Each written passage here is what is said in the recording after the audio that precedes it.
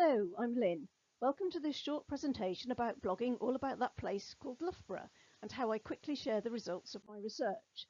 So using examples from my own blog, I'll have a quick look at the origin of the blog, the style, topics, inspirations, length, illustrations, frequency, publicising, using a template, references, audience, comments, guest bloggers and some hints and tips. I qualified as an accredited Leicestershire tour guide in 2013 and gained an award in the study of local history in 2017. I love leading guided walks around Loughborough. I enjoy giving presentations to groups and I find writing books very satisfactory. But my favourite way to share all about that place called Loughborough is through my blog, which has been going for 10 years since August 2013 and in that time has received just over 500,000 views. So the main impetus for starting the blog was because in 2013 I didn't want Loughborough to appear in this book, however satirical it was meant to be. So I set about promoting our town and sharing all about that place. I think the blog has been successful in sharing my love for Loughborough with others. So what's the secret to a successful blog? Well, in truth, I've no idea, but I'll share with you some of the things I've learned on my journey. The platform I use is Blogger, but of course there are others out there like WordPress and Tumblr. Choose a style of writing that comes easily and naturally to you so that your voice comes across and you sound authentic. After all, blogs came about as a sort of online diary, so it's good to sound like you unless you're targeting a specific audience. When you've been blogging for a while and your blog is established, your readers might appreciate some variety. So I achieve this by making some posts sound a bit more serious, while in others I share my emotions and my excitement. I have two blogs and I use quite different styles in each of them. Blogger has many themes available to choose from, but I'm sure if you've got the IT skills you can probably make your own. Make sure the mobile theme, the example on the right, does what you need it to do. My own, sadly, has fewer features than the web version on the left, which includes things like a search option and a blog archive. In a general blog like mine, there's an opportunity to blog about just about anything Loughborough related. I post about buildings, people from the past, and about anything that appeals to me. This means I can also blog about my trips and holidays to other places, because I'll always spot something that's either related to Loughborough or reminds me of Loughborough. Choose to write about things that interest you, as it's much easier to write about them and your enthusiasm will come over in your writing. I take my inspiration from everywhere. Something said or read often prompts me to research and write a blog post. If people ask me a question I don't know the answer to, I go off and investigate, which invariably leads to plenty of information for a post. I might take my inspiration from an anniversary or a national designated awareness day or week or month, and many posts are sparked by my frequently being out and about in Loughborough, seeing things and asking questions like, why is that there? What does it mean? Who's responsible for it? And so on. So above left is a post I did for International Women's Day 2023 and on the right is one for VE Day 2020. An internet search will give you many suggestions about how long a blog post should be. In reality, it's whatever best suits you, your subject and your readers. No point trying to write thousands of words about a topic if there really isn't much to say. No need for a deep dive and a shallow snorkel will do. Equally, if there's so much to say that you could easily write a book, it might be best to split the article into a series of posts or a number of instalments. Personally, I think it's good to vary the length of post. Sometimes your readers will want to read something lengthy, but other times they might appreciate something a bit quicker to read. And sometimes photos are enough, as in the picture on the left. And the right-hand side picture was part 5 of at least 6 posts about post boxes.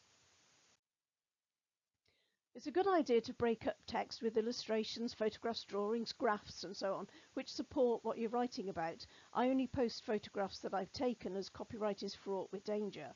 My blog is particularly enhanced by photos, and indeed some posts, as we've just seen, simply comprise a suite of photos. In Lynn About the Streets of Loughborough, I use a mix of photos and graphs, both of which help to explain the text.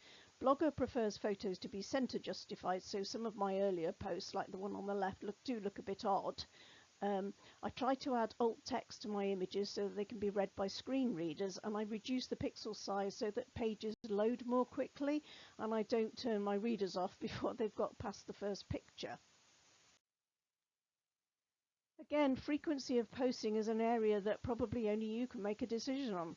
When I started the blog, I posted in an ad hoc way anytime I had something to share, but I very quickly found that it was easier for me to post to a schedule so that I could fit my blogging around the rest of my life, not the other way round. I believe it also helps my readers as they can expect a new post on a regular basis. So I now blog around 8 p.m. every Sunday evening, although obviously I do post outside this time. Occasionally I use the scheduler that comes with the blogging platform if I've written a post ahead of time, but I then have to remember to publicise the post. I share the general URL for the blog in places like my LinkedIn profile and in my email signature, but publicity for a specific post appears more widely, firstly on a Facebook group that is specific to Loughborough, and on X, the platform previously known as Twitter. I will tag anybody or any group that I think might be interested in reading a specific post. I use Instagram occasionally, and I email individuals if I think they might be interested, or if they don't use social media, or if they'd specifically ask me about a topic about which I'm now posting. Until recently, I used to write my post directly into the platform, or sometime into Word first, and then copy and paste into the blog. But now I use a Word template into which I write the text at the top and which has all the standard footer information ready in it. I just need to remember to update the title, the URL, etc. This means I have a fairly accurate copy of the post in a form that I can use elsewhere and keep in case the platform ever fails. Again, I think it's up to the individual blogger to decide whether or not to include references. This might be influenced by the blog's actual or intended audience, so an audience from academia, for example, will expect references, whereas a general audience might not. I keep a record for each topic I've investigated, which includes notes on where I found information. Blogger comes with basic stats, viewing figures for each post, for each day, in a range of days, a total views count, which browsers are being used by the audience, what country the audience is coming from, and so on. If you want to measure impact, then you need to know who your audience is, how many of them there are, and how they're using your site. And Blogger also comes with a connection to Google Analytics, which is a useful tool, providing all sorts of more detailed data. And one way of knowing your audience is by accepting comments on the blog. So I've chosen to moderate comments, so each one comes through to my email and I choose whether or not to publish it. And I usually also post a reply. I've invited a number of people to write a guest blog for the blog, the first of which is on the left. As a way of celebrating the blog's 10th birthday, I invited more guest bloggers, and I've hosted 11 of these during the celebratory month. Hosting guest blog posts means I need to ensure writers know what they're getting into, so I have a guest blog post agreement, which explains things like why I can't offer monetary reward, why I can't be held responsible if they receive spam, and practical things like how to provide pictures. So I proofread and edit the piece, prepare photos for uploading, ensure the layout works, add tags and a search description. And once the post is published and has been advertised, I advise my guest poster and keep a track of page views and comments to feed back to them. Guest bloggers often write about topics I have less knowledge of, and thus share a bigger history of Loughborough with a wider, more diverse audience. And of course, they bring a different voice to the blog. Always have an About Me page and choose a suitable logo. This gives you an identity and means that people can recognise your work and connect with you, which facilitates wide-ranging discussions and surfaces interesting stories, in my case about Loughborough.